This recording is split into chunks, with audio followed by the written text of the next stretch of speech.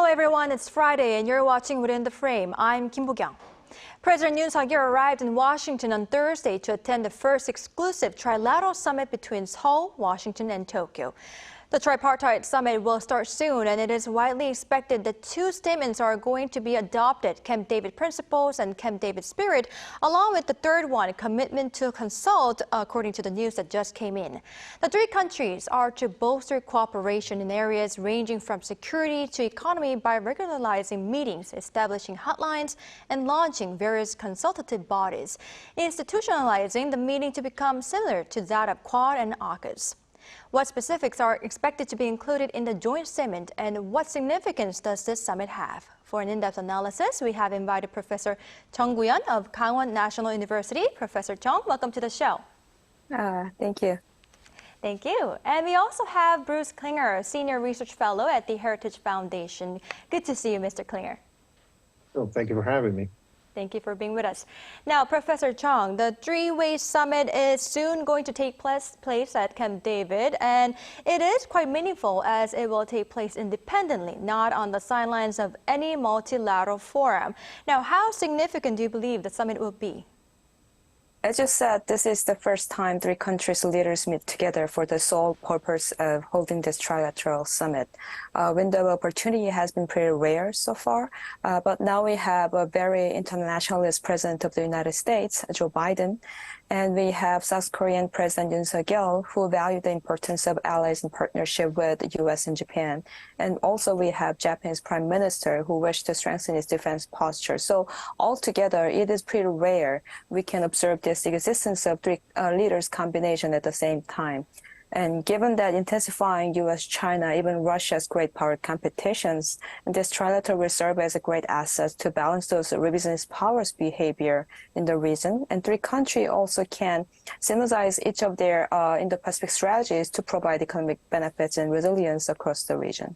Right, I see. Very significant indeed. Now, Mr. Klinger, the site, Camp David itself, has great significance. The U.S. presidential retreat in Maryland has hosted meaningful diplomatic events in the past. What historical junctures did Camp David witness, and how is holding a summit there different from having one in Washington, D.C.? It enables really a more intimate atmosphere, and it's really been the site for both very close friends meeting there, as well as sometimes contentious discussions. The most famous is the Camp David Accords of 1978, when the U.S., Israel, and Egypt were able to overcome differences and reach an agreement. So, but the focus this time will be on emphasizing the very close relationship amongst Washington, Seoul, and Tokyo. And I think there'll be a lot of emphasis on showing the friendship as well as the close working relationship amongst the three leaders.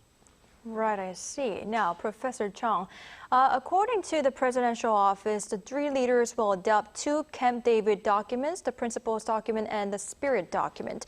Now, since we are going to tap into the specifics of the possible outcomes of the summit, which will be included in the spirit document, why don't we take a look at the principles, which will contain the vision for trilateral cooperation. What direction do you believe it will take? Well, when it comes to the principle document, I think it is likely to include a very basic goal and principle of cooperation between three countries, that three countries will cooperate on peace and prosperity on the Korean Peninsula, ASEAN, and Pacific Island regions and beyond, based on the common value and norms. So it is basically the goal and scope of cooperation three countries will focus from now on.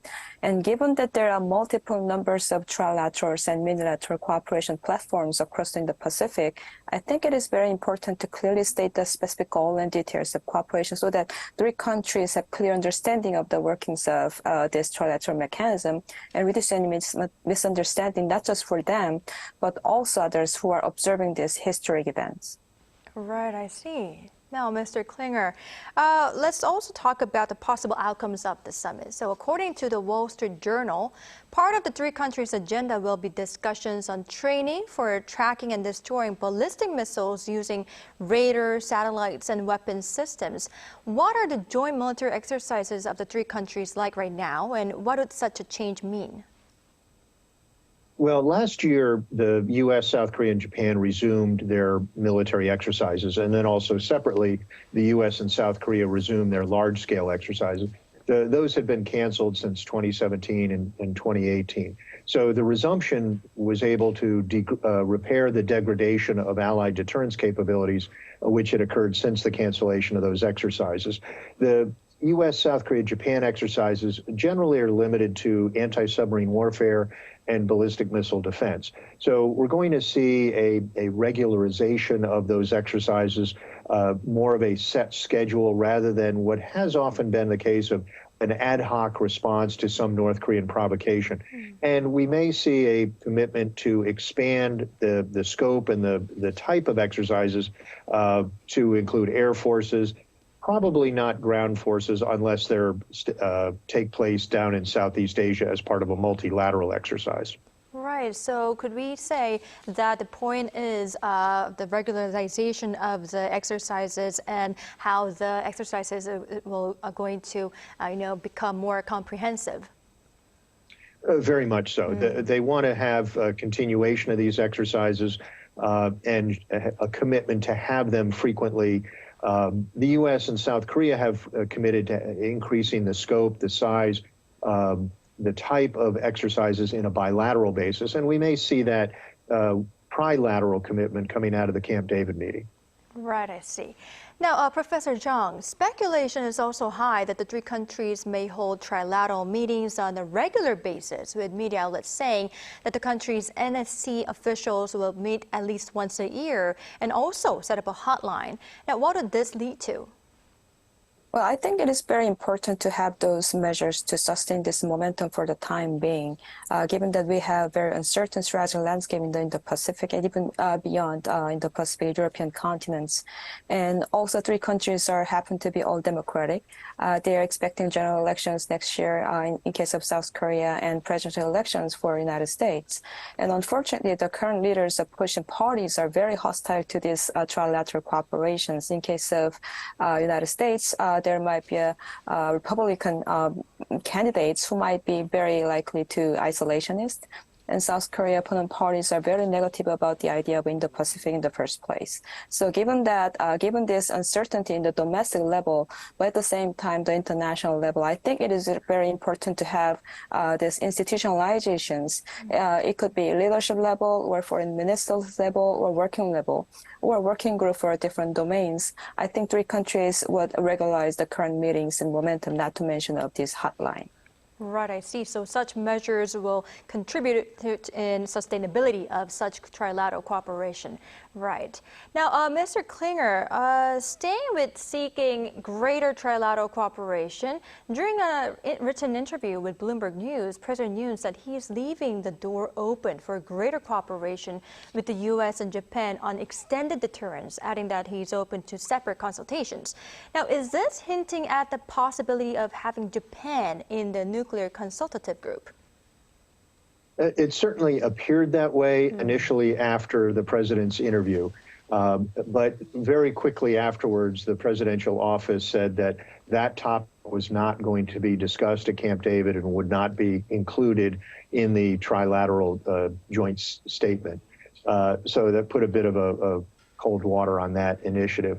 That said, the U.S. does have bilateral consultations on sort of nuclear strategy, et cetera, with both Seoul and with Tokyo. I think eventually we'll get to a trilateral agreement, whether it's expanding the nuclear consultative group or layering on top of that a trilateral focus. But it makes a lot of sense to have trilateral or even multilateral discussions on that topic, given that there would be a multilateral response to any kind of North Korean conflict. So, but I think in the near term, it'll remain in a bilateral U.S.-South Korea and U.S.-Japan basis. But eventually, I think there will be an expansion of it. Right, I see. We'll have to wait and see if we get to that point.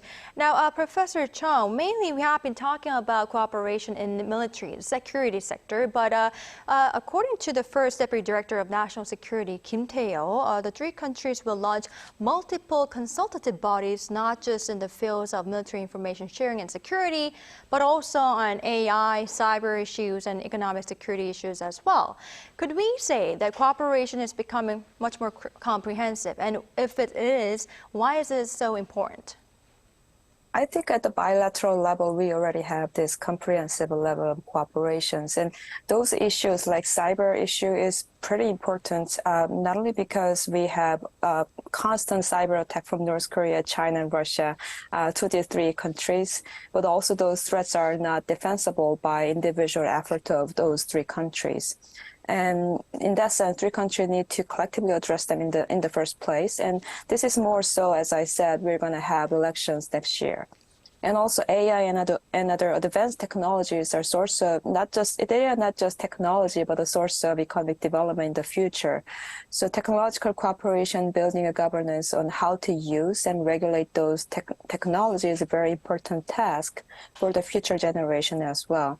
And when it comes to economic security, I think this issue become more important given that we are expecting a Chinese economic downturn. So we have to think about supply chain vis-a-vis China and ASEAN countries and how we can make our economic security more resilient at the three-country level. Right, I see.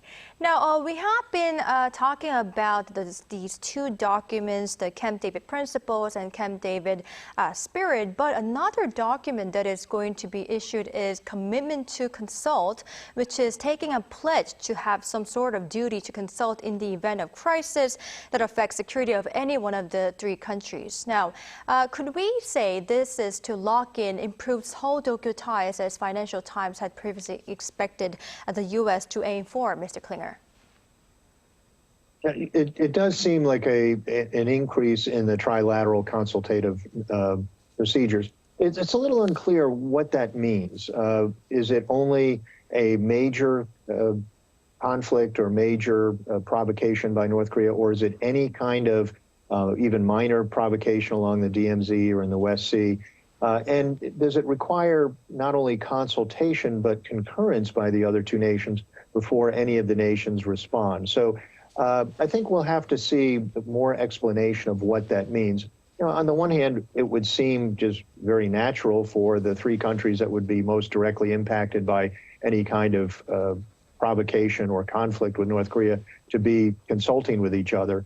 But a commitment to consult is more than that. And again, it's unclear whether that's also a commitment to concurrence from the other two nations. So I think we'll have to see what the details of that agreement are. Right, so details remain to be unveiled and we'll have to wait and see what they're going to be. Now, Professor Chung, however, Washington's attempt to, bring Seoul and Tokyo together is quite clear, but there are lingering issues, including those related to history and, of course, Japan's plan to release Fukushima wastewater. How should these be dealt with if this trilateral partnership is to go smoothly? Well, it might have been much better if three countries do not have any grievances, but there are always a good side and bad side in any relationship. I think three countries seem to share the strategic urgency on changing strategic and economic landscape in the Indo-Pacific, given the pace of great power competition. So they prioritize the trilateral cooperations. But I think the three countries still need to discuss those issues in many channels, not only about history issues, but also about this Fukushima water waste issue as well. Even between civil society, even if the speed of resolution is slow, I think that gesture and that effort will make three countries' relationship more resilient. Right, I see. Now, I'd like to ask Mr. Klinger about the same thing before we move on to the cooperation on the economic security area. How do you believe the two countries should, go toward to the better future by dealing with such lingering issues? Well, on the Fukushima water release, Tokyo has been very transparent, the U.S. Has said, about its procedures, about its plans. And it's being done in conjunction with international organizations such as the IAEA.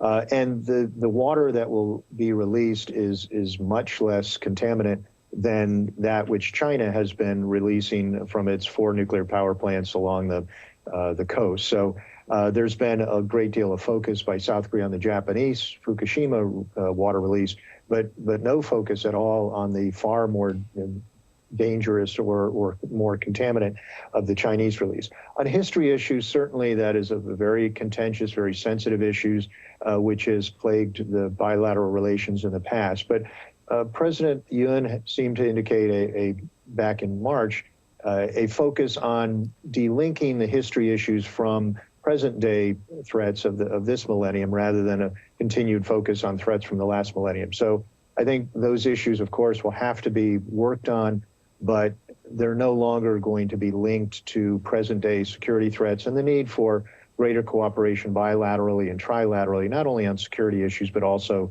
on economic and regional issues. Right, I see. Now, Mr. Klinger, now that we talked about this lingering issues between Seoul and Tokyo, let's move on to the cooperation in the economic security area. So according to President Yoon's written interview with Bloomberg News, the summit will discuss strengthening economic cooperation, enhancing the supply chain, and establishing an early warning system. Could you give us details about this and how important they are? Well, in my discussions with U.S. officials this week, they've been very reluctant to provide a lot of details, but they all emphasize that the agreements will be quite comprehensive, quite significant, not only on the security side, but also on the economic side. And what we've seen in recent trilateral as well as bilateral meetings between the U.S. and its allies is a great focus on economic security. And in a way that's a phrase for diversifying away from China and over-reliance on the Chinese economy, as well as taking measures to have greater supply chain guarantees. We also, during the COVID crisis, that China's inability to provide supply chain guarantees or sufficient supplies had an impact on all of our economies. So the measures are being undertaken to try to ensure a freer flow of supply chain and products so that not only in result to any kind of economic coercion by China, but just sort of glitches in the supply chain would impede the economies of any of our countries. So we'll have to see what the details are, but I think it will be a greater commitment to move away from reliance on the Chinese economy. Now that we have brought up the issues on China, why don't we move on to the responses from other countries? First on China, Professor Chung. China has been criticizing the Camp David summit as an attempt to create a mini NATO. Now, what is China's concern? Well, China used to criticize QUAD as an Asian NATO. Now they are talking about trilateral as a mini NATO. So they do have a concern for NATO, I think. That's just my joke. But for China, it is much easier to deal with individual countries, not 3 countries closely aligned in terms of security and economic domains. Not only this trilateral can serve as a stabilizing forces and, in fact, most stronger stabilizing militaries in the region, given the size of U.S. forces and stations in South Korea and Japan, and already existing bilateral military partnership and higher level of readiness. So it could serve as a very stronger kind of balancing forces against the expansion of China. And also beyond that, 3 countries' security cooperations, they will cooperate for economic, technological issues as well, and also scale up their cooperation and contribution across the Pacific regions and ASEAN as well. So given that Chinese economic deflations, they are kind of approaching, it is naturally reduce the leverage and influence of China in the regions. But 3 countries are not antagonizing China, but they just want to maintain stability in the region. So it could feel as a kind of threat to Chinese perspective. Right. Now, Mr. Klinger, we cannot leave out North Korea, and North Korean leader Kim Jong-un has recently been visiting arms facilities, and South Korea's spy agency even warned that Pyongyang is preparing for an ICBM launch. Now, what moves might North Korea make to push back against stronger ties between Seoul, Washington, and Tokyo? Well, as you point out, the NIS said that they've seen indications that North Korea may conduct another ICBM launch, whether it's a Hwasong 17 or 18 is unclear. Or they could try another launch of their military reconnaissance satellite. They've had a couple failures, but Kim Jong-un has vowed that that will take place again in the near future.